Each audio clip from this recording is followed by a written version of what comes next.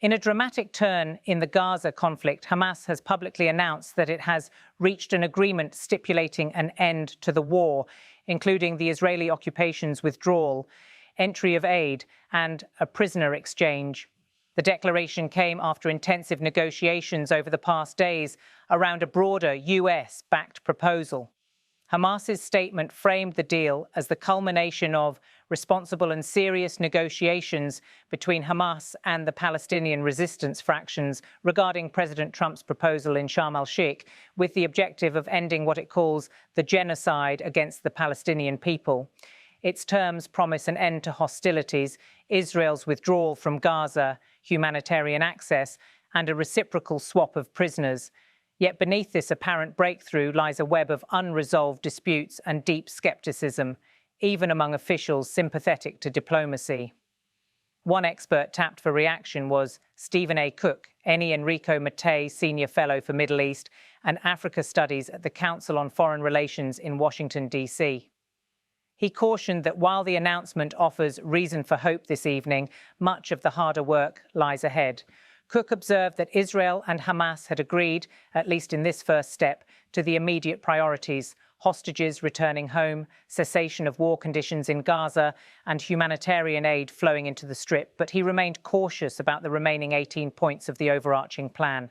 "Count me as skeptical," he said, pointing to the implementation challenges that might unspool the deal before it takes real hold. A core tension rests on Hamas's future role in the Gaza Strip.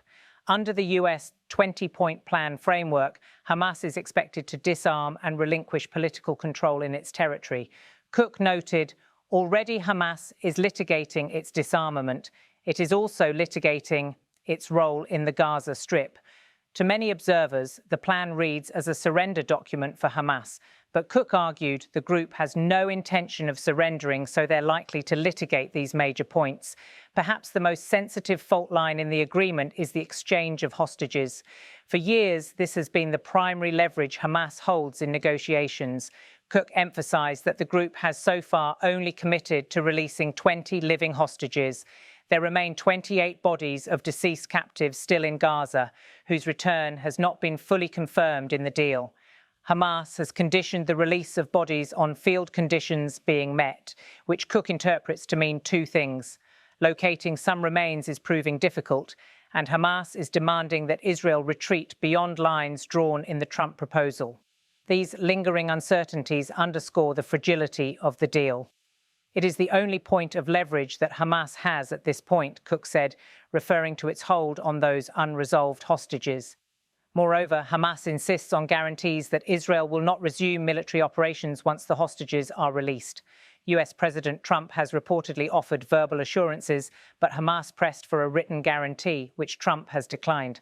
As Cook put it, there is the possibility that once Israel has every single last one of its hostages back, dead or alive, that the Israelis renege and continue the war. Hamas evidently declined a comprehensive exchange immediately due to such risks. A ceasefire, hostage return, and troop withdrawal are only parts of this framework. The more contentious elements, disarming Hamas, structuring Gaza's governance, and cementing security guarantees, will require painstaking negotiations over modalities, enforcement mechanisms, and monitoring.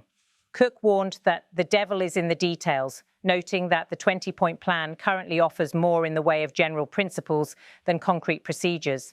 Hamas has already signaled that it will not simply disarm. Instead, it proposes freezing armaments. It also contends it must maintain a political presence in Gaza. Israel and its backers, on the other hand, see the plan's structure as precluding such roles for Hamas after the war's conclusion. Still, both sides have committed publicly to the first steps. Hostages begin returning, Israel begins the withdrawal, and humanitarian flows begin again. Whether these initial moves will endure or collapse under the weight of deferred disputes is now the central question. Since the original transcript was recorded, a number of developments have occurred. The ceasefire deal is now being described as the first phase in a broader agreement.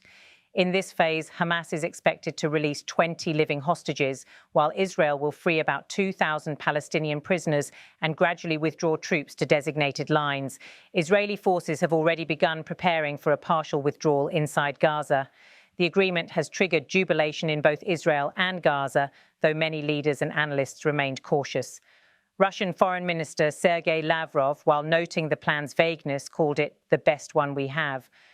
Hamas publicly urged guarantors, including the US, to hold Israel accountable for full implementation of every clause in the ceasefire.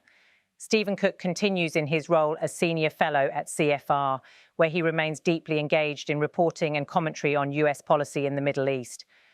At heart, this agreement moment, with all its uncertainty, marks a rare political turn in the long, grim standoff between Israel and Hamas. If this first stage endures, it could become a foothold toward a larger transformation of Gaza's status, its governance, and Israel's relationship to the Strip. If it fails, it may only deepen mistrust and reset the conflict's parameters. In Cook's words, the true battle for this deal begins now, not with proclamations, but with enforcement, verification, and stability in a place where so many past agreements have unraveled.